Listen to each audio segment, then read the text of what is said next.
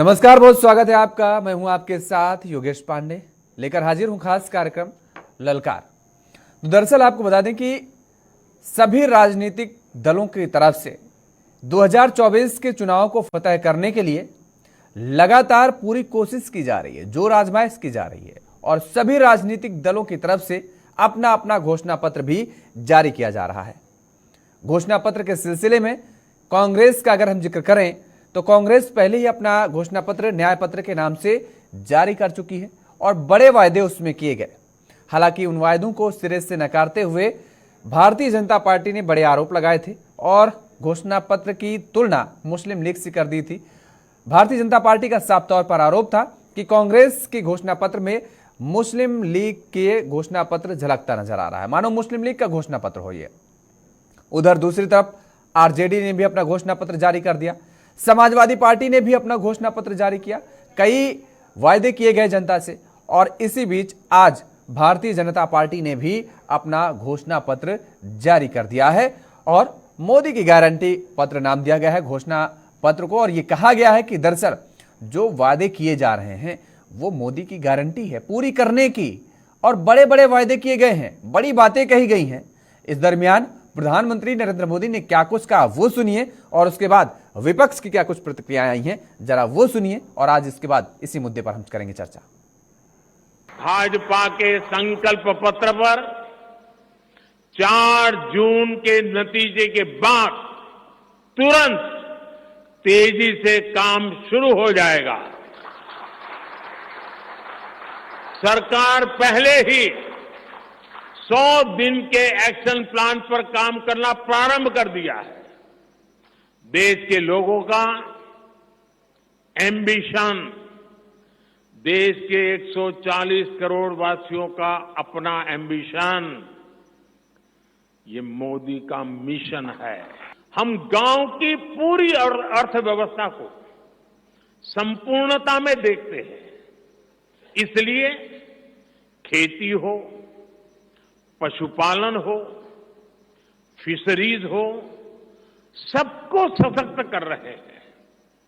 ये भाजपा ही है जो किसान क्रेडिट कार्ड के दायरे में हमारे पशुपालक भाई बहनों को, हमारे मछुआरे भाई बहनों को जोड़ा है।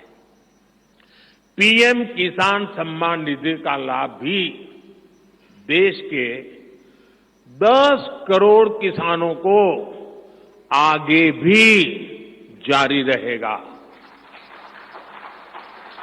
सहकारिता से समृद्धि के विजन पर चलते हुए भाजपा राष्ट्रीय सहकारिता नीति लेकर के आएगी और ये एक बहुत बड़े क्रांतिकारी दिशा में हम बढ़ने वाले हैं। देखिए, ये मैनिफेस्टो जो है ये मोदी जी की गारंटी का मैनिफेस्टो है और कैसे 2047 तक विकसित भारत बनेगा और नागरिकों की जो उम्मीदें हैं उस पे हम कैसे खरे उतरेंगे उसका ये रोड मैप है।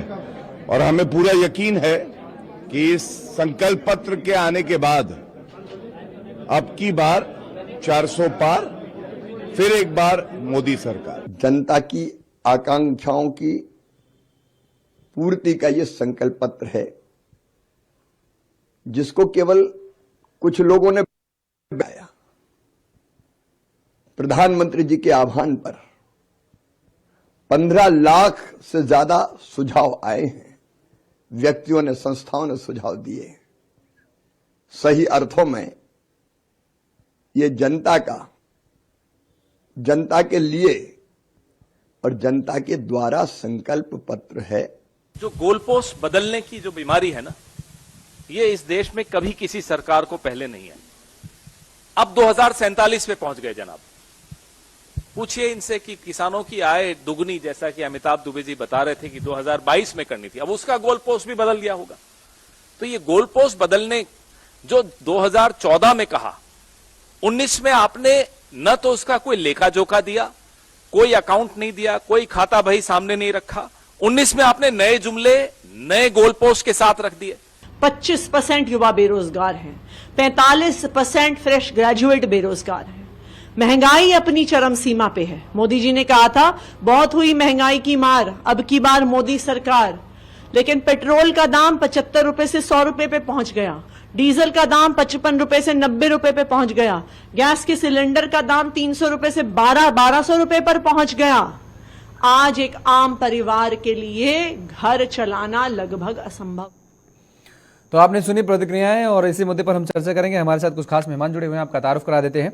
डॉक्टर आशीष सांडा जी हैं, भारतीय जनता पार्टी के नेता हमारे साथ जुड़े हुए हैं। मुन्ना खान जी हैं, कांग्रेस के प्रवक्ता हैं। विनय कुमार सिंह जी समाजवादी पार्टी के प्रवक्ता हमारे साथ जुड़े हुए हैं। और राहुल तालान जी हैं, राजनीतिक विश्लेषक हैं। आप सभी मेहमानों का बहुत स्वागत है। मैं किसी राजनीतिक मेहमान के पास जाऊं उससे पहले राहुल जी आप ही के पास आता हूं और समझने की कोशिश करता हूं। अगर ऑल ओवर मैं भारतीय जनता पार्टी के इस मैनिफेस्टो का, संकल्प पत्र का जिक्र करूं, जो कि मोदी की गारंटी पत्र भी नाम दिया गया है, कैसे देखते हैं आप? मैं योगेश जी इस चीज को कहना चाहूंगा कि संकल्प पत्र है, लेकिन क्या सारे संकल्प पूरे होते हैं? घोषणा पत्र है, कोई बाध्यता नहीं है, कुछ भी लिख दीजिए। और जो घोषणा पत्र की जो समिति होती है, मैं एक पार्टी के लिए नहीं कह रहा हूँ, सारी पार्टियों के लिए कह रहा हूँ। जो घोषणा पत्र की समिति होती है, जो समिति में जो लोग होते हैं, उनके हाथ में पावर क्या होती है? बस लिखना है उनको कि ये मुद्दे आइडेंटिफाई करने, रखने।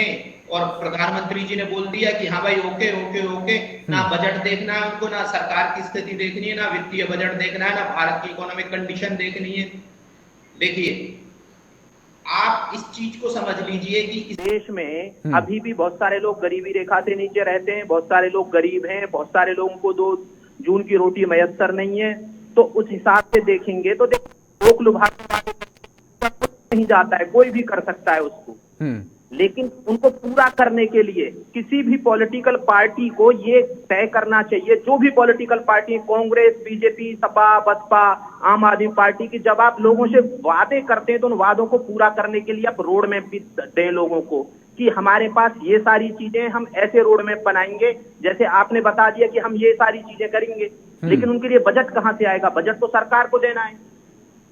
तभी तो जब एक तरफ तो फ्री बिल की बात करते हैं, दूसरी तरफ सारे के सारे घोषणा पत्र में फ्री बिल की बात है। बीजेपी के में भी, कांग्रेस के देख लीजिए कितना बड़ा घोषणा पत्र था, फ्री बिल कितनी है उसमें। तो सवाल ये है कि भाई आप लाके कहां से दोगे? काटनी तो आपको लोगों की जेबी है। आप पैसे तो लोगों से ही ले रहे हो ना, टैक्स से ले रहे हो, डायरेक्ट टैक्स ले रहे हो, इनडायरेक्ट टैक्स ले रहे हो, लोगों से ले रहे हो, फिर उसी को कुछ लोगों को दे रहे हो कि भाई हम 85 करोड़ लोगों को मुफ्त अनाज दे रहे हैं। क्या इस देश में 85 करोड़ लोगों को मुफ्त अनाज की जरूरत है? सबसे बड़ा सवाल तो ये, अगर जो इतने की जरूरत है तो फिर दीजिए, लेकिन इतने लोगों को जरूरत नहीं है। अगर जो जिस देश में 85 करोड़ लोग मुफ्त अनाज खा रहे हैं, तो 2043 तक उस देश को आप विकसित नहीं कर सकते, कैसे भी नहीं कर सकते। ठीक है। और जहां महिलाओं की सशक्तिकरण की बात है, जब तक आप रोजगार नहीं देंगे लोगों को, फैक्ट्रियां नहीं लगाएंगे, नए औद्योगिक धंधे नहीं लगाएंगे और महिलाएं उनमें काम नहीं करेंगी, देश की आधी आबादी महिलाएं, उनको घर में बैठे रहना या फिर उनको काम करना है। अगर जो किसी देश की आधी आबादी घर में बैठी रहती है, वो देश कभी भी विकसित नहीं हो सकता है। आधी आबादी को काम करने की जरूरत है। काम कहां से देंगे? रोड में इसका होना चाहिए था कि भाई इतनी सारी फैक्ट्री लगवाएंगे हम। अब फैक्ट्री कैसे लगेंगी? आपको पॉलिसीज बनानी पड़ेंगी। पॉलिसी कैसी बनानी पड़ेगी? सस्ती बिजली देनी पड़ेगी, क्योंकि आपको अब मैन्युफैक्चरिंग में घुसना पड़ेगा ना। वो कह रहे हैं, भारतीय जनता पार्टी कह रही है कि रोजगार मांगने के लिए अब युवा हाथ नहीं बढ़ाएगा, रोजगार देने के लिए हाथ बढ़ाएगा कि आइए हमारे पास काम करिए। वो ऐसे पूरा सिस्टम बना रहे हैं। देखिए योगेश जी, लोक लुभावने वादे और लच्छेदार बातों लोगों का पेट नहीं भरता है। अगर जो आपको चाइना को कंपीट करना है, उसको टक्कर देनी है विश्व सप्लाई चेन में, तो आपको चाइना से सस्ती बिजली करनी पड़ेगी, चाइना से सस्ता श्रम करना पड़ेगा, चाइना से सस्ती जमीन करनी पड़ेगी, तब आप चाइना को टक्कर दे पाएंगे। क्योंकि वहां तो जो खरीदार है वो देखेगा चाइना कितना किस हिसाब में माल दे रहा है और इंडिया किस हिसाब में दे रहा है, और हमारा कोई भी कंपटीशन है पूरे एशिया और विश्व में तो वो चाइना है। तो आपको चाइना को नजर में रख के घोषणा पत्र देना चाहिए। उसी हिसाब से ये रखना चाहिए कि भाई इतने सारे लोगों को हम 2 करोड़ लोगों को रोजगार देंगे। बीजेपी ने 2019 में बोला था 2 करोड़ लोगों को रोजगार देंगे, लेकिन फिर वो बात में धीरे धीरे करके स्वरोजगार पे ले गए कि मुद्रा योजना लोन दे दिया। ये अब सबसे बड़ी सवाल तो ये कि एक स्टडी इस पे भी हो जानी चाहिए कि मुद्रा जिन्होंने लिया था उनमें से कितने के धंधे सक्सेसफुल चल रहे हैं और कितनों ने वो धंधे बंद करके अपने फिर वो बेरोजगार बैठे हैं। तो इन चीजों पे भी स्टडी करने की जरूरत है। देखिए, मैं यहाँ किसी की आलोचना नहीं कर रहा हूँ, ना बीजेपी की कर रहा हूँ, ना कांग्रेस की कर रहा हूँ। मैं सिर्फ एक नॉर्मल भारतीय के तरीके से अपनी बात रख रहा हूँ कि बिल्कुल अब ठीक हमें बात कह रहे हैं थोड़ी क्रिटिक अप्रोच की जरूरत है।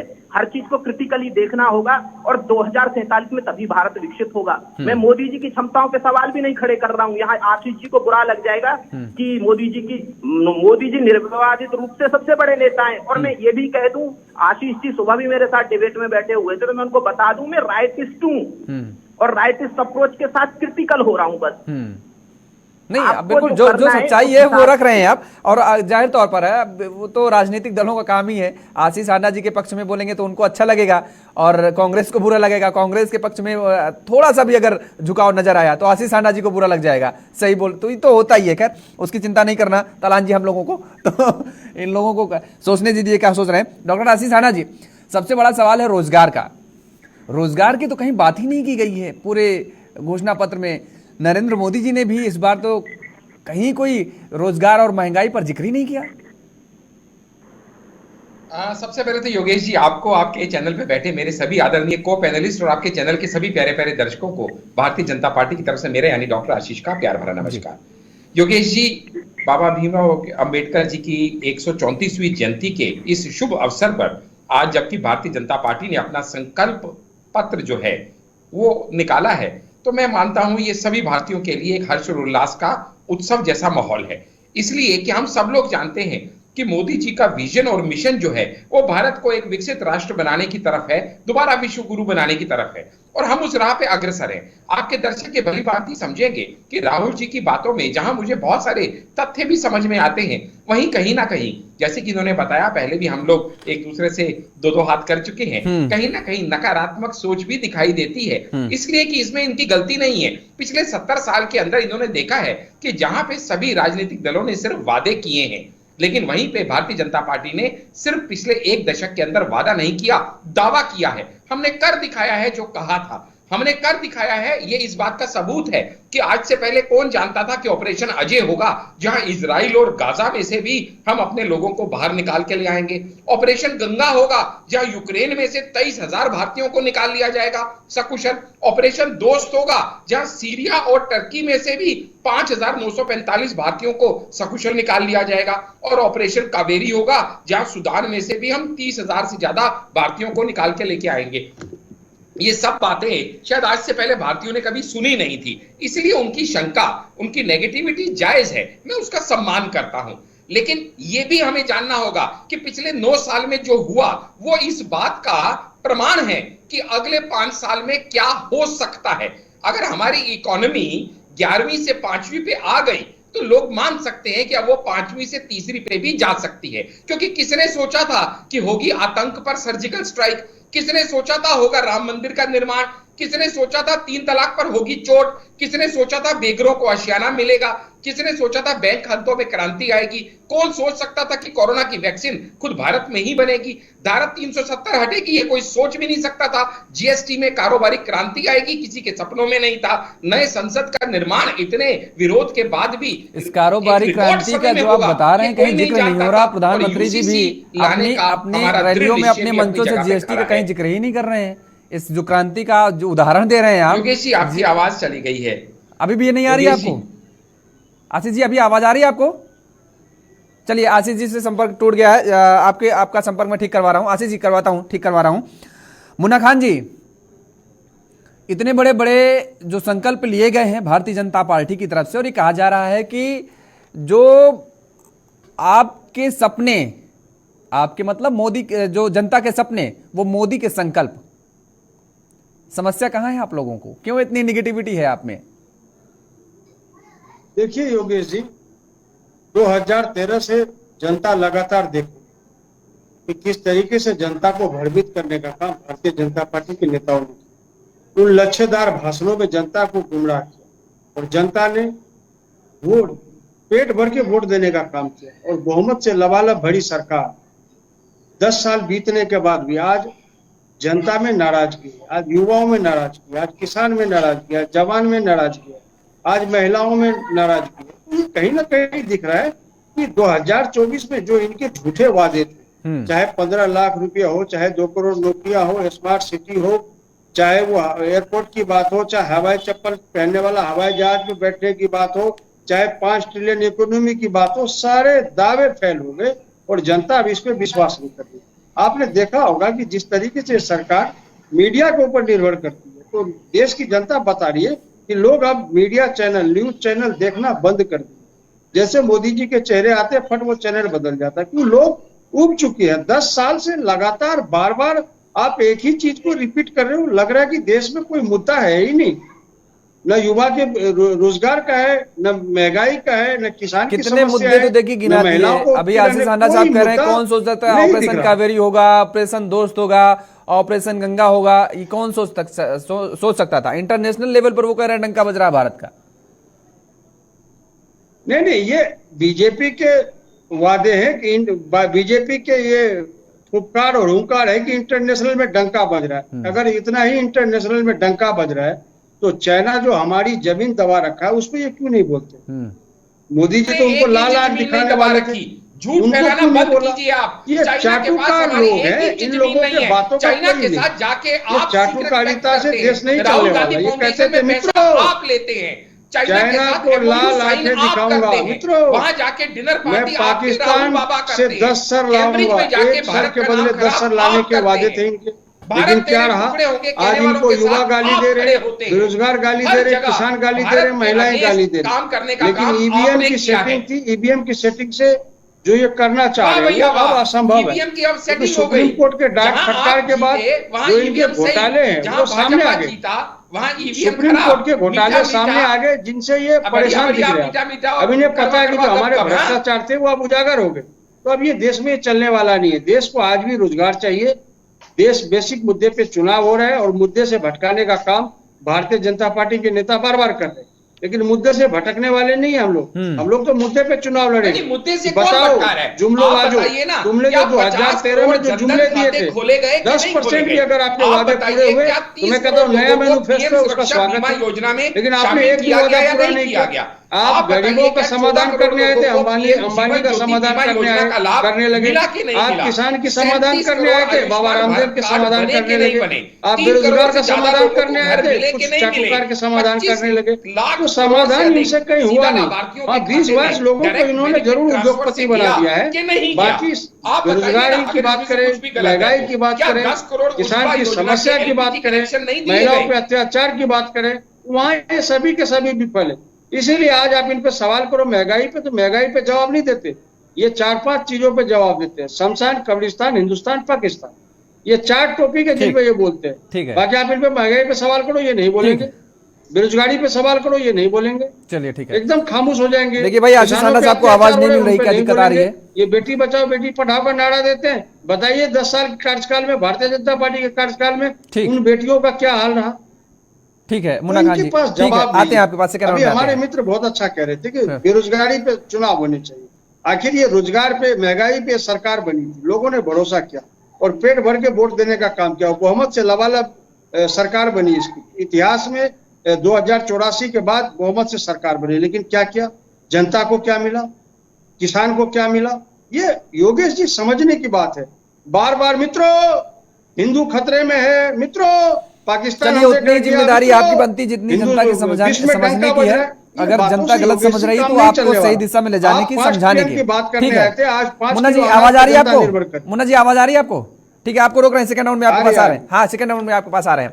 विनय जी, ये बड़ी बात कही गई है भारतीय जनता पार्टी की तरफ से। अनुराग ठाकुर ने कहा कि जैसे ये राजनीतिक दल अलग अलग हैं, टुकड़े टुकड़े गैंग के हिस्सा सदस्य हैं, उसी तरीके से टुकड़े टुकड़े गैंग टुकड़े टुकड़े मैनिफेस्टो भी ला रहे हैं। देखिए एक चीज मैं बता दूं, भारतीय जनता पार्टी का ये जो घोषणा पत्र है ये झूठ की पाठशाला का झूठा मसौदा पत्र है। कोई संकल्प पत्र नहीं है, कोई घोषणा पत्र नहीं है, ये झूठ की पाठशाला का एक मसौदा पत्र है।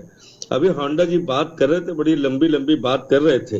अगर इन्होंने अपना पुराना घोषणा पत्र पढ़ा होगा तो निकाल करके देख लें, जहां पर इनके पुराने घोषणा पत्र में विश्व की तीसरी सबसे बड़ी अर्थव्यवस्था की बात की गई है, वहां पर पैरा नंबर में दूसरे नंबर पर क्या लिखा है? क्या कहा है उन्होंने? कहा था कि 2025-2030 तक भारत देश की विश्व की सबसे बड़ी अर्थव्यवस्था बनेगी। $5 ट्रिलियन की बात किया था इन्होंने, 5 ट्रिलियन की बात किया था इन्होंने। क्या हुआ? कहीं कुछ हुआ? ये सब झूठ रहा है। इन्होंने शहरी विकास का जो इनका पैरा है वहां पे 7वें नंबर पे होंडा जी देख ले, वहां पर लिखा हुआ है कि 50 शहरों को हम जो है सुसज्जित करेंगे, बेहतरीन बनाएंगे और उसको जो है हम निकाल करके ले आएंगे। तो क्या कुछ हुआ? कहीं पे हुआ? कहीं कुछ नहीं हुआ। ये झूठ बोलते हैं। बात बड़ा हिंदुस्तान के अंदर इस चुनाव में बड़ा अजीब है, एक बड़ा कष्ट भी देता है यह देख करके जो चुनाव प्रचार चल रहा है, जो भी माननीय प्रधानमंत्री जी के मैंने जब देखा है इनका पूरा प्रचार और इनका भाषण, तो वास्तव में बता रहा हूं पार्टी के से हट करके बड़ा कष्ट हुआ। बात क्या हो रही है कि फलाने मछली खा रहे हैं, कैसे खा रहे हैं, सावन में खा रहे हैं कि नवरात्र में खा रहे हैं? बताइए, इस तरह की बातें। किसी को क्या कहते हैं कि मुस्लिम कलर दिख जा रहा है, लेकिन हिंदुस्तान के जनता का दर्द नहीं दिख रहा। पूरे घोषणा पत्र जो अभी बना है, आप ये बताइए महंगाई पे कितनी बात की गई है, बेरोजगारों पर कितनी बात की गई है, नौकरियों पर कितनी बात की गई है। बात किस पर होना चाहिए? माननीय प्रधानमंत्री जी को बताना चाहिए कि हमने अभी तक क्या किया। इन्होंने क्या कहा अभी, एक राजस्थान या कहां के अभी स्पीच में इन्होंने कहा ये टेलर है, ये टेलर स्टार्टर है। उन्होंने कहा पार्टियों में जैसे स्टार्टर आते हैं वह स्टार्टर है हमने 10 साल। हे भगवान, 10 साल में ऐसा स्टार्टर, ऐसा महंगाई, ये स्टार्टर है इनका, तो आगे क्या आएगा ईश्वर जाने। ऐसी अगर इनकी शुरुआत है, अगर इनके ऐसे गोदाम में है, तो आगे क्या होगा भगवान जाने। तो हम तो चाहते हैं कि माननीय प्रधानमंत्री जी कभी तो सही बोल दें, देश की जनता से कभी तो सही बोल दें। आप एक चीज जानिए योगेश जी, गांव में अगर आप जाएंगे तो माननीय प्रधानमंत्री जी एक ब्रांड बन चुके हैं। जैसे लोग कंपनियों का प्रचार करते हैं, ब्रांड एम्बेसडर होते हैं, तो माननीय प्रधानमंत्री जी झूठ का ब्रांड एम्बेसडर है। अगर कहा जाए, किसी से कहा जाता है कि झूठ बोलना, तो सीधे कहता है माननीय प्रधानमंत्री जी मोदी हो गए हो क्या? तो झूठ को मोदी जी से जोड़ा जा रहा है। बच्चे खेल रहे हैं कि झूठा व्यक्ति मोदी का नाम रखा जा रहा है। ऐसी ऐसी बातें हैं। भारतीय जनता पार्टी ने कुछ भी नहीं किया, देश को बर्बाद करके रख दिया है। आज अर्थव्यवस्था कहां पे है सबको पता है। अभी 4 साल में कहां पहुंच जाएगी, 5 ट्रिलियन पहुंच जाएगी कैसे, सबको पता है। इन्होंने कहा था 2025 तक 5 लाख करोड़ की अर्थव्यवस्था होगी। क्या हुआ? आपको कहीं दिख रहा है? इन्होंने जितनी बातें कही थी, अभी 22 में विधानसभा चुनाव में इन्होंने कहा कि हम किसानों को मुफ्त बिजली देंगे और सिंचाई जो है इनकी मुफ्त होगी। क्या ऐसा कुछ हुआ? कहीं कुछ नहीं हुआ। ये झूठ बोलते हैं, सिर्फ झूठ बोलते हैं। बिजली देंगे कहां से जब बिजली है ही नहीं है? जो बिजली थी वो समाजवादी गवर्नमेंट में सप्लाई दी गई है। इन्होंने सौर ऊर्जा को बढ़ावा देने की बात की जा रही है केंद्र सरकार की तरफ से लगातार, और सौर ऊर्जा के जरिए कहा जा रहा है, ये तो कहा जा रहा है कि दरअसल अब बिजली भी 0 आएगी और आप बिजली बेच भी सकेंगे, आप उससे कमा भी पाएंगे। एक और झूठ, एक और झूठ, एक और झूठ। होंडा जी अपना पुराना संकल्प पत्र उठा लीजिए एक बार और देख लीजिए क्यों झूट बोलते हैं, क्या झूठ परोसते हैं पूरी जनता को। इस तरह से बातें करते हैं आप लोग। देश को बेवकूफ समझ रखा आप लोगों ने।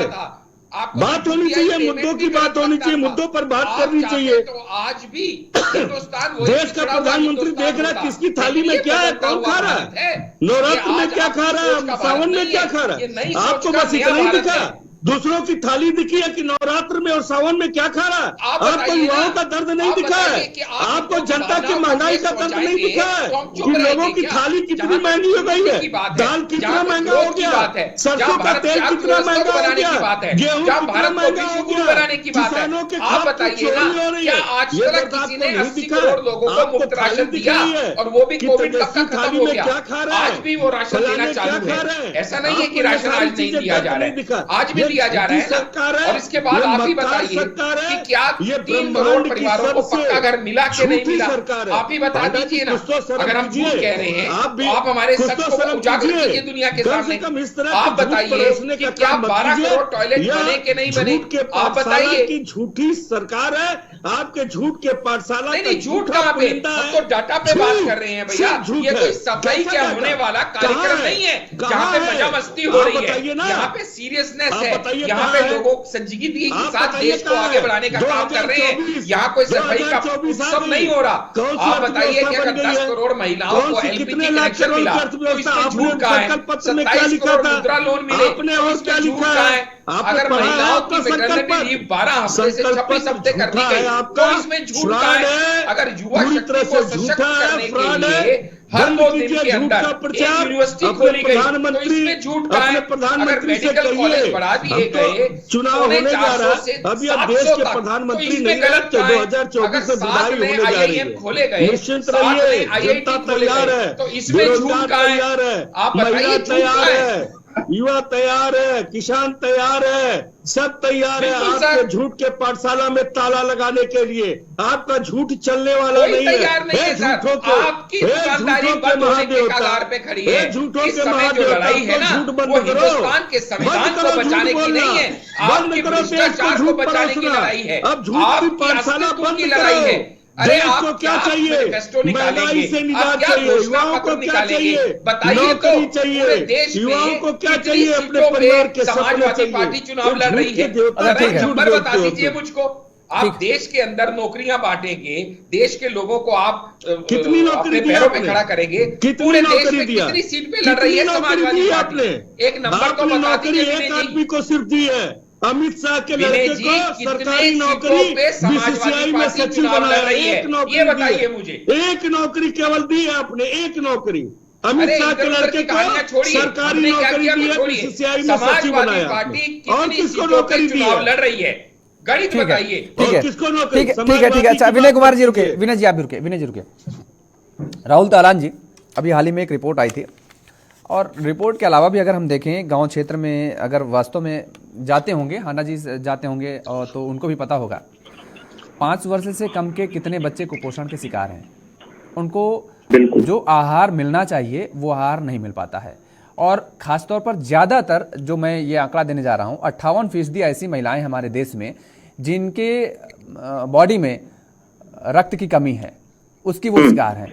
और ख़ासतौर पर इसका भी ज़्यादातर असर देहात क्षेत्र में ही देखने को मिलता है। हम 5 किलो राशन दे रहे हैं, लेकिन क्या उन्हें वो तत्व मिल रहे हैं उस राशन में जो उन्हें मिलने चाहिए? और अगर मानसिक तौर पर हमारा आज का युवा तैयार नहीं हो पाएगा, जो कुपोषण का शिकार होंगे, वो पहले अपने शरीर को देखेंगे कि वो पढ़ लिख पाएंगे, अपने भविष्य को संवार पाएंगे। सबसे बड़ा मुद्दा तो यहाँ पर, और सबसे बड़ा खतरा यहाँ पर मंडराता नजर आ रहा है स्टार्टिंग दौर में। कोई बात नहीं कर रहा है इस पर। स्वस्थ शरीर में स्वस्थ दिमाग निवास करता है, ये हमने अपने सब बुजुर्गों से एक कहावत सुनी है और हर किसी ने ये सुनी है। तो भारत में गुजरात में बीजेपी शासित राज्य मध्य प्रदेश में कुपोषण की बहुत बड़ी समस्या है, और वो लगातार, ऐसा नहीं है कि लड़ाई नहीं लड़ी है, सरकारों ने लड़ाई भी लड़ी है लगातार, और कम भी हुआ है। उनके प्रयासों पे मैं सवाल नहीं उठा रहा हूँ, लेकिन फिर भी करप्शन है। जो लड़ाई जिस तन्मयता के साथ लड़ी जानी चाहिए थी वैसे नहीं लड़ी गई है, तो कुपोषण है। इससे कोई अगर जो आपको, जैसे मैं यही तो मैं बता रहा हूँ आपको कि हम बीजेपी बोल रही है 2047 में विकसित भारत बनाएंगे। चलिए, विजन बहुत अच्छा है और अब मुझे भी खुशी होती है कि 2047 में आप भारत को विकसित बना देंगे, लेकिन उसके मैं आपको राह के कांटे बता रहा हूँ। जैसे जब आपके युवा बेरोजगार बैठे होंगे, महिलाएं घर में बैठी होंगी, काम नहीं कर रही होंगी, आधी आबादी आपके घर में बैठी हुई है, काम नहीं कर रही होगी, तो आप कैसे भी करके इस देश को 2047 में विकसित नहीं बना सकते हैं। विकसित तब बनेगा जब हर हाथ में रोजगार होगा और हर इस देश की तरक्की में हर आदमी का सहयोग होगा। लेकिन सवाल, 10 करोड़ देखिए सवाल ये है, आशीष जी आपको मौका, आ रहा हूँ हाना साहब आपके पास आ रहा हूँ, हाना साहब आपके पास आ रहा हूँ, आशीष जी आता हूँ आपके पास आता हूँ। एक एक तथ्य को काटिएगा, मैं मना नहीं कर रहा हूँ, और बहुत आराम से सुनूंगा, बहुत आराम से सुनूंगा, बहुत आराम से। आशीष जी एक एक तथ्य को काटिएगा, एक एक तथ्य को काटिएगा, एक एक तथ्य को। आप एक बात बताइए, आज जिस देश में 85 करोड़ लोगों को आप मुफ्त में अनाज दे रहे हो, तो उनको मतलब गरीबी है ना, तभी तो आप दे रहे हैं ना, अनाज देने के तब ऊपर गरीबी है तभी तो दे रहे हैं ना। अच्छा मुझे बताइए ना, गरीबी क्यों दे रहे हैं, अनाज क्यों दे रहे हैं मुफ्त हैं? अनाज? एक लॉजिक बताइए, अनाज क्यों दे रहे हैं आप, अनाज क्यों दे रहे हैं आशीष जी, अनाज क्यों दे रहे हैं? गरीबी है तभी दे रहे हैं ना, है ना। अब जब 85 करोड़ लोग इस देश के गरीब आपके अनाज पे पल रहे हैं, उस देश को आप कैसे विकसित बना सकते हैं? डेटा कॉन्ट्राडिक्टरी है महाराज, कोई भी बेसिक इकोनॉमिक समझने वाला आदमी इसमें दो मिनट में सवाल उठा देगा। बूट तक नहीं लेके देती थी, ये भी सरकारें थी जो डिफेंस इक्विपमेंट नहीं लेके देती थी। आज तो कोई कमी नहीं है पैसे की, क्योंकि पहले के नेता कहा करते थे 1 रुपया भेजो तो 15 पैसा मिलता है, 85 पैसा गायब हो जाता है। आज आपको मालूम है लच्छेदार बातें नहीं, मुझे ये बताइए मोदी जी लेके आए हैं, ये डायरेक्ट बेनिफिट ट्रांसफर से 30 लाख करोड़ रुपया अब तक भेजा जा चुका है डायरेक्ट बेनिफिशियरी। कैसी बात कर रहे हैं आप, 10 करोड़ फर्जी लोगों को हटाया जा चुका है। देखिए राहुल जी, हर चीज को करने का एक तरीका होता है। मुझे एक बात बताइए, किसी देश में बेरोजगार बैठे हों और शासन पे वो बोझ हों, तो किसी देश में बेरोजगार बैठे हो, शासन उनको खिला रहा हो, प्रशासन उनको खिला रहा हो, कैसे विकसित बना देंगे आप? बताइए ना, आपने इकोनॉमी थोड़ी बहुत तो पढ़ी होगी, क्यों था? इसीलिए था ना, मुझे बताइए ना, बेसिक इकोनॉमिक्स आपने पढ़ी होगी। जिस देश में 85 करोड़ युवा सरकार के घर वाले उनके सरकार के राशन पे पलते हों, उस देश को विकसित कैसे बनाएंगे? मुझे ये बताइए। 390 यूनिवर्सिटी खोलना क्या मजाक का काम लगता है आपको? सरकारी यूनिवर्सिटी बताइए, सरकारी की तरफ नहीं जा रही है। सरकारी यूनिवर्सिटी जहां शिक्षा फ्री में मिलती है कितनी खोली है ये बताइए? प्राइवेट वाले तो लूट के शिक्षा कर रहे हैं, सब कुछ केंद्र सरकार ही करेगी, राष्ट्र सरकारें कुछ नहीं करेगी। प्राइवेट स्कूल की 25,000 प्राइवेट स्कूल की 25,000 फीसें, शर्म करिए, इस देश को लुटवा रहे हैं। कोई दायित्व नहीं है, आप बताइए ना, आप तो इतने पढ़े लिखे समझदार को यूनिवर्सिटी खोल लेंगे, HRD यूनिवर्सिटी खोल देंगे, फीस कितनी लेंगे? जिसकी सरकार जिसकी 1,500 रुपए फीस ले ली, आशीष जी उसकी 25,000 रुपए फीस लेंगे के हिसाब से, और आशीष जी बोल रहे हैं इन्होंने यूनिवर्सिटी खोल दी। पॉलिटिक्स कीजिए, आप नेगेटिव पॉलिटिक्स नहीं कर रहा हूँ, लेकिन हम लोग सकारात्मक करेंगे, हम लोग बढ़िया काम करेंगे। बताइए ना, कौन सी यूनिवर्सिटी खोली है? मुझे सरकारी यूनिवर्सिटी बताइए कितनी खोली है? सरकारी यूनिवर्सिटी जहाँ गरीब का बच्चा बगैर पैसे दिए पढ़ सके, कितनी यूनिवर्सिटी खोली है ये बताइए आप कमाल बात कर रहे हैं राहुल जी। आप प्राइवेट ही थोड़ी बोल रहे हैं, राज्य सरकार काम भी सेंटर करने लगेगी क्या? राज्य सरकार का काम तो राज्य सरकार को करने देंगे, वरना आप ही हमें आके कहेंगे लीजिए हर चीज के अंदर ये अपनी मनमानी करने लगे, डिक्टेटरशिप चलाने लगे। ठीक है, अब ठीक है, एक सेकंड राहुल जी जरा आपको रोक रहे हैं बड़ी देर से। मैं क्या ये सेंट्रल गवर्नमेंट का इलेक्शन है? ठीक है, रुकिए अब रुकिए। आशीष अंडा जी, आपने ठीक कहा कि राज्य सरकारों का काम भी अगर नहीं करने देंगे तो उस पर भी सवाल उठाएंगे। ठीक है, कितने बच्चे उसमें एडमिशन ले रहे हैं? हम कोई संस्थान खोल दें, सबसे बड़ा सवाल। अच्छा, एक बात मैं दरअसल ये आपसे बताना चाह रहा हूं, आपने कहा कुपोषण का हमने जिक्र किया तो 5 किलो राशन पे आप करें। स्वस्थ शरीर राशन से ही, स्वस्थ राशन मिलेगा तभी मिलता है। और आज जो 80 करोड़ का दावा करते हैं ना कि 80 करोड़ देते हैं, जरा मोबाइल निकालिए और कैलकुलेटर निकालिए आप, और उसके बाद जोड़िए उसमें कि 1,85,000 या 87,000 के आसपास, एग्जैक्ट फिगर नहीं है, इतने करोड़ रुपए इसका बजट रखा गया है। मैं 2 लाख करोड़ मान ले रहा हूं, मोटा मोटा 2 लाख करोड़ रुपए बजट रखा गया है 80 करोड़ परिवारों को 5 किलो राशन मुफ्त देने के लिए 23 और 24 का। कैलकुलेटर निकाल के आप जरा डिवाइड करिए कि प्रत्येक घर को आप कितने रुपए का राशन दे रहे हैं एक महीने में, और उसके बाद फिर आप योगेश, अरे सुनिए ना, अरे सुनिए भाई, अरे सुनिए भाई, बुनियादी सवाल करने लगा। सुनिए, हमारे पास डिबेट में टाइम बचा है कम, हाँ, और इसलिए मुझे कुछ बुनियादी सवाल करने अपने साथियों से, हाँ, और बुनियादी सवाल ये है और आपसे भी है। आज हम चर्चा कर रहे हैं बीजेपी के संकल्प पत्र, उसी पर मैं बात कर रहा हूँ, उसी पे बात कर रहा हूँ कि रोजगार की बात, ये अरे उसी पर तो बात ही कर रहा हूँ, आप जवाब दीजिए ना। योगेश जी, मैं सबके जवाब दूंगा। ऑलरेडी आप देखिएगा यहाँ पैनल में 3 लोग नकारात्मक बात करने वाले, नकारात्मक कोई बात नहीं कर रहा। हाना साहब, आपसे सवाल न करें। मैंने सवाल मैंने मुन्ना खान जी से पूछा, मैंने विनय जी से भी पूछा, मैंने सभी से पूछ रहा हूँ। सवाल आशीष आंडा जी के घोषणा पत्र में उतनी कांग्रेस के पे भी है। 25% की रेशो है आपकी डिबेट में आज नकारात्मक और सकारात्मक की। सकारात्मक बात करने वाला अकेला मैं हूं और बाकी तीनों लोग नकारात्मक बात करने वाले हैं। तो आप लक्ष्यदार बातें करते हो, उनको सकारात्मक नहीं बोलते। चलिए ये तो बहुत अच्छी बात, आप सर्टिफिकेट देने, प्रमाण पत्र आप बांटने लगे, तो पता ही नहीं था। चलिए आप प्रमाण पत्र देने लगे। चलिए विनय कुमार जी कह रहे, विनय जी कह रहे पूछिए सवाल, विनय जी जवाब दे रहे हैं। आप तो प्रमाण पत्र बांटने लगे, नकारात्मक सकारात्मक। विनय जी जो मैनिफेस्टो लाना है, ये मैनिफेस्टो होता क्या है? मैनिफेस्टो ये होता है कि अगर मेरी सरकार आई, अगर मेरी पार्टी जीती तो मैं दुनिया के लिए, देश के लिए, भारतवासियों के लिए क्या काम करूंगा, ये होता है मैनिफेस्टो। पहले मुझे ये बता दीजिए, समाजवादी पार्टी आप ये बता दीजिए लड़ रही है कि पुराना मैनिफेस्टो आपका कहाँ है? पुराना मैनिफेस्टो आपका कहाँ है? उस पर आपने कितना काम किया है? पुराने मैनिफेस्टो पे बता दीजिए आपने कितना काम किया है? पुराने मैनिफेस्टो पे ये झूठ का पुलिंदा है।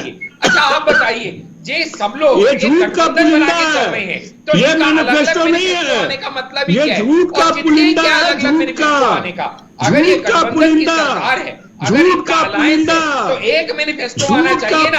समाजवादी पार्टी अपना मैनिफेस्टो निकालती है, अडानी के अधीन लिए गए संकल्प, अडानी के अधीन लिए गए संकल्प झूठ का पुलिंदा है। ये हमारी आपस में कोई राय नहीं मिलती, तो तुम्हारे अलग अलग मैनिफेस्टो का औचित्य क्या बनता है? हांडा जी कितनी सीटों पे लड़ रहे हैं आप? एक सेकंड पार्टी है, अरे झूठ बोलना बंद कीजिए, नकारात्मकता फैलाना बंद कीजिए, झूठ बोलना बंद कीजिए, झूठ बोलना बंद कीजिए। तेल होगा ना राधा अगर तुम मुझे दोगे चंदा तो मैं तुम्हें दूंगा धंधा, नहीं दिया चंदा तो दूंगा ईडी का फंदा। इस नारे को इजाद करने वाले लोग इस तरह की बातें करेंगे। से पहले कांग्रेस से अर्थव्यवस्था बढ़ी है आपकी, बनाने से पहले ममता दीदी झूठ बंद कीजिए, अपने मैनिफेस्टो बनाने से बंद कीजिए, झूठ बोलना बंद कीजिए, झूठ बोलना बंद कीजिए, झूठ बोलना बंद कीजिए, झूठ झूठ महाझूठ। क्या है ये? समाजवादी पार्टी झूठ बोलना बंद कीजिए, मतलब झूठ बोलना बंद कीजिए, नहीं लड़ेगी, झूठ बोलना बंद कीजिए, पूरे देश में नहीं बोलना लड़ना, बंद कीजिए। जीतना कहा है और मैनिफेस्टो कहा लेके आने, बेकार दुनिया को पागल बनाने का आप काम कर रहे हो। सिर्फ टीवी डिबेट में आके समय बर्बाद कर रहे हो अपना और दर्शकों का। आपका बनाया है, कहाँ मैनिफेस्टो देश बनाने को वाला? आपने लूटा किस बात का है, मैनिफेस्टो देश है को आपका? आपने बेवकूफ मछली बनाया खाइए है, झूठ जाके, बोलना वो भी बंद उसका कीजिए, वीडियो बनाइए, झूठ बोलना बंद भावनाओं के कीजिए, साथ खिलवाड़ झूठ कीजिए, बोलना बंद यही कर कीजिए, सकते हैं। झूठ सफाई बोलना में बंद जाके नाच कीजिए, गाना कीजिए। झूठ खैर आजकल बोलना तो वो बंद भी बंद कीजिए। हो गया आपका। आपके राष्ट्रीय नेता अखिलेश यादव झूठ अपना बोलना बंद कैंडिडेट खड़ा कीजिए, करते हैं, उस झूठ बेचारे बोलना तक को बंद विड्रॉ कीजिए, करना पड़ता है। झूठ आपके बोलना राष्ट्रीय बंद नेता कीजिए, का झूठ कैंडिडेट बोलना टक्कर बंद खड़ा करने कीजिए, का आज लेवल नहीं बना। ठीक है, अच्छा ठीक है, ठीक है, रुकिए, ठीक है विनय जी रुकिए, बताइए आप मुझे। आशीष जी आप रुकिए, आशीष जी आप रुकिए। चलिए आशीष जी आपका सवाल मैं ले लेता हूँ मुन्ना खान जी से। आपका सवाल का जवाब मैं मुन्ना खान जी से ले लेता हूँ। प्रश्न पूछ लूं? हाँ। सकारात्मक प्रश्न पूछ लूं? हाँ। आपने आज क्या खाया है? क्या खाया साहब आपने आज? मेरे तो सकारात्मक है, चल रहे हैं दोस्त। नहीं क्या खाया? आपको मालूम है वो क्या होता है? आपके नेता आप बताइए ना, नवरात्रि से एक दिन पहले बेहुदा वीडियो बनाते हैं खाने का, आप खा रहे हैं मछली खाइए, वीडियो बना के फेसबुक पे डालना, और वो भी पहले नवरात्रि वाले दिन। क्या मतलब है इसका? क्या मतलब है इसका? क्या सकारात्मक सोच होती है? एक बात आपके समझ में यही आता है? पे आपका वीडियो आया, आप बताइए ना। तो वीडियो बना था और दिन में वीडियो बना था, क्लियर दिखा रहा है। अरे तो मैं पूछ तो रहा हूं, है तो 9 तारीख रात को 11:30 बजे पहले नवरात्रि वाले दिन।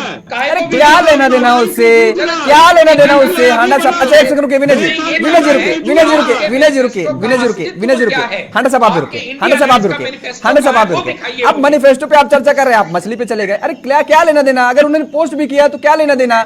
शारदीय नवरात्रि में पश्चिम बंगाल में, अरे पश्चिम बंगाल में साहब, अरे समझिए भाई, पश्चिम बंगाल में शारदीय नवरात्रि में मछली प्रसाद में बढ़ती है।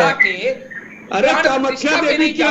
अरे आप समझिए भाई, और फिर उन्होंने डाला पोस्ट किया, क्या लेना देना आपसे? ठीक है चल के आप कामाख्या मंदिर चले जाइए, रोज बलि चलती है, रोज प्रसाद मिलता है वहाँ पर, उसको ग्रहण किया जाता है, वही प्रसाद, यही असली है।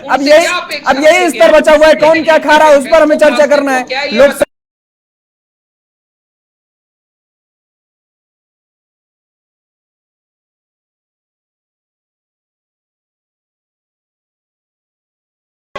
यही देश का दुर्भाग्य है।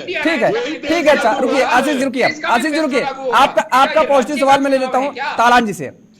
तालाजी जी, सकारात्मक चर्चा होनी चाहिए, अब सवाल पूछने बंद कर दिए जाएं क्या?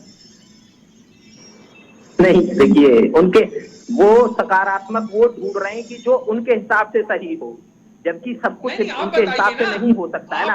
वो अगर जो मैं बोलूं तो सकारात्मक, मैंने इसीलिए पहले ही बोल दिया था आशीष जी, मैं राइट इश्यू और क्रिटिकल अप्रोच अपना रहा हूँ। मैं राइट इश्यू और क्रिटिकल अप्रोच अपना रहा हूँ। और कमाल की बात ये है आशीष जी, मैं ना अपनी आइडियोलॉजी को कभी नहीं छोड़ूंगा। अगर जो कभी पॉलिटिक्स में भी जाना पड़ा ना तो भी अपनी आइडियोलॉजी को मैं नहीं छोड़ूंगा। मुझे अपनी आइडियोलॉजी पे गर्व है और मैं राइटिस्ट हूँ। और मुझे ये जरूरत नहीं है कि कांग्रेस से आए आपके पार्टी में नए नए लोग राइटिस्ट आइडियोलॉजी अपना कर राइटिस्ट की बात कर रहे हैं। मुझे किसी अपनी आइडियोलॉजी को प्रूव करने के लिए मुझे किसी पॉलिटिकल पार्टी के सत्ते की जरूरत नहीं है। मैं राइटिस्ट हूँ और मैं ये ठोक के बोलता हूँ इस चीज को कि जितनी मुझे बीजेपी के घोषणा पत्र से आपत्ति है उतनी घोषणा पत्र से कांग्रेस से आपत्ति है और उतनी समाजवादी पार्टी से आपत्ति है। आप लोगों के पास आप नेता हैं, आप लोगों के पास विजन नहीं है देश को विकसित करने का। आप लोगों के पास विजन नहीं है। आप सिर्फ और सिर्फ लच्छेदार बातें करते हैं, लोगों को बहकाते हैं, बरगलाते हैं। बताइए दो गुनी इनकम हो गई किसानों की, देश में किसानों ने आत्महत्या रोक ली। एक सरकार जो किसानों की आत्महत्या न रोक पाए, एक सरकार जो अपने युवाओं को रोजगार न दे पाए, जैसी बात करते हैं आशीष जी आप। एक सरकार जिसके पास इतना ज्यादा पावर होता है फिर भी आप मतलब बचने की कोशिश करते हैं। आप आगे बढ़ के गलती स्वीकार करना सीखिए। अगर जो गलती स्वीकार करेंगे तो बड़े बनेंगे। आज की दुनिया जो है, आज की देश की जनता जो है ना, भारत की जनता नकारात्मक बातें सुनने को तैयार नहीं है। एक एजेंडा है इंडिया अलायंस का, तो बताइए सिवाय इसके कि मोदी भगाओ, भ्रष्टाचार बचाओ। आशीष जी, पॉलिटिक्स को ना मैं बेहतर समझता हूँ और देखिए मैं जानता हूँ कि अगर जो बीजेपी कामयाब है तो उसमें विपक्ष भी नाकामी है, विपक्ष बहुत मजबूत नहीं है और उनको पता नहीं है कैसे पॉलिटिक्स करनी है। मैं क्लियर साफ बोल रहा हूँ इस चीज को। अगर जो उनको पता होगा कि कहाँ पॉलिटिक्स करनी है तो उतनी मजबूती नहीं होती। लेकिन आप इस चीज को समझिए, जनता देखिए, जनता को तो बरगलाया जा रहा है ना। इतना सोशल मीडिया पे बवाल चल रहा है, जितना सोशल मीडिया पे देश का युवा बेरोजगार बैठ के रील देख रहा है, बताइए, अगर कोई ले जा रहा है और उसको अपने रोजगार की चिंता नहीं है। और सरकार रोजगार की बात नहीं कर रही है। कमाल की बात ये है सुधार सकता है, आपने रोजगार की बात की, क्यों नहीं की रोजगार की बात? सवाल ये है, आप इस देश को विकसित बनाना चाहते हैं तो इस देश के युवा को रोजगार देना ही होगा।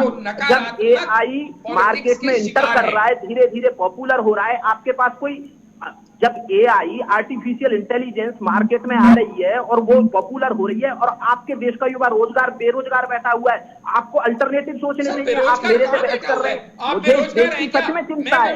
आप बताइए ना, आप बताइए, मुझे बताइए ना, कहाँ इन्वेस्टमेंट लेके आ रहे हैं इतना ज्यादा कि जहाँ 30,000 लोगों को रोजगार मिलेगा। प्लीज एवरीबॉडी, आप सबको खुश नहीं कर सकते। ये कुछ भी परफेक्शन नाम की चीज इस दुनिया में एग्जिस्ट नहीं करती। भारत अभी डेवलप्ड नेशन नहीं हुआ। कौन सी दुनिया में रहे हो? इस देश को अगर जो आप चाहते हैं कि ये चाइना से बड़ा बने देश, तो इस देश के युवा को आपको रोजगार देना होगा।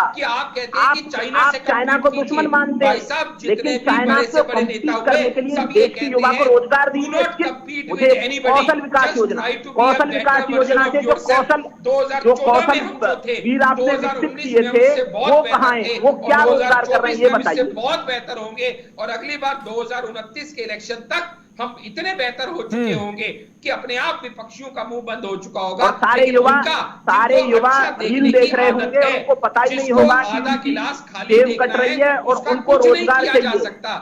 ये तो शाही की फितरत होती है कि 100 बूंद पानी के अंदर चलिए ठीक है, शाही डाल दो तो भी वो अपना रंग ठीक है। एक छोटा सा कमेंट विनय जी, उसके बाद जो एक समय कम है विनय जी। आप ना रियल मुद्दे पे बात करने से बच रहे हैं। आप चिंता मत कीजिए, लीडरशिप विश्व गुरु बनेगा। अरे विश्व गुरु बनेगा, नंबर 1 पे जाएंगे, कोई रोक रहा है क्या? देश का हर एक बच्चा चाहता है विश्व गुरु हमारा देश बने, सबसे आगे पायदान पर खड़े हो, सबसे आगे खड़ा हो लाइन पर पंक्ति में। लेकिन कैसे होगा उसका एक रोड मैप तैयार करना पड़ेगा ना, उसको भी तो हमें बताना पड़ेगा। रोड मैप तो बिल्कुल तैयार हो रहे हैं ना सर, बताइए ना कौन सा रोड मैप है। कुपोषण की बात होती है, या महिला सम्मान की बात होती है, राहुल जी बड़ी बड़ी बातें करते हैं। आप बताइए, जब हम UCC लाने की बात करते हैं तो कोई भी महिला किसी भी धर्म की हो, 18 साल से कम उम्र में उसकी शादी ना हो, ये महिला उत्थान के लिए अच्छा कदम है? या 14 साल की उम्र में उसकी शादी करना अच्छा कदम है?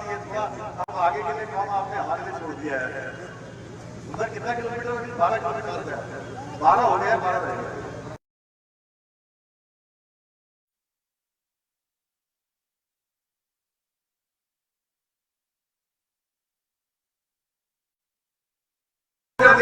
इस पर ताली बजाइए। भाइयों बहनों, आज मोदी जी के नेतृत्व में भारत एक विश्व शक्ति के रूप में उभर रहा है। 5वीं अर्थव्यवस्था भारत बन गया है। यूपीआई ट्रांजैक्शन की शुरुआत देश में डिजिटल ट्रांजैक्शन की क्रांति लाने का कार्य किया गया है। आज भारत डिजिटल ट्रांजैक्शन के मामले में नंबर 1 का हो गया, दुनिया में नंबर 1 हो गया भाइयों बहनों। आज अमेरिका के, यूरोप के लोग हैरानी जताते हैं कि भारत में एक छोटी सी सब्जी की दुकान वाला, एक ठेले वाला, रेडी वाला, छोटा काम करने वाला भी यूपीआई के जरिए पैसे का लेन देन कर रहा है। भाइयों बहनों, आज मोदी जी हर गरीब के लिए, हर जरूरतमंद के लिए काम कर रहे हैं, हर उस व्यक्ति के लिए काम कर रहे हैं जिसको वास्तव में सहायता की आवश्यकता है।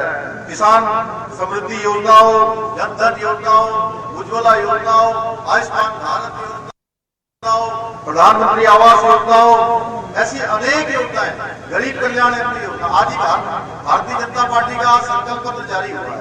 आप सबको मुझे बताते हुए खुशी हो रही है कि एक तो पूरे देश के अंदर सबसे पहले जो उत्तराखंड में यूसीसी का विधेयक पारित हुआ है, जिसको राष्ट्रपति महोदय ने अपनी स्वीकृति दे दी है।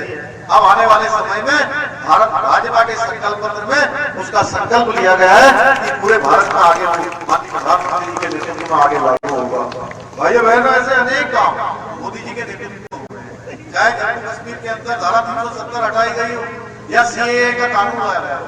मैं आप ही की लोकसभा क्षेत्र में अभी गबिया क्षेत्र में गया था, जहां पर बड़ी संख्या में हमारे बंगाल से, पूर्वी बांग्लादेश से आए, जिसको पूर्वी पाकिस्तान कहते थे, बड़ी संख्या में बांग्लादेशी भाई है, बंगाली भाई है। अब सीएए का कानून लागू होने के बाद आपकी जो वोटर संख्या है कितनी बढ़ जाएगी? तो आप सुन रहे थे पुष्कर सिंह धामी को, जो कि पीलीभीत पहुंचे हुए थे, और आपको बता दें कि लगातार मोदी की नीतियों का वो जनता के सामने बखान कर रहे थे। मेरे साथ फिलहाल इतना ही। खबरों के लिए आप देखते रहिए JK 24/7 न्यूज। नमस्कार।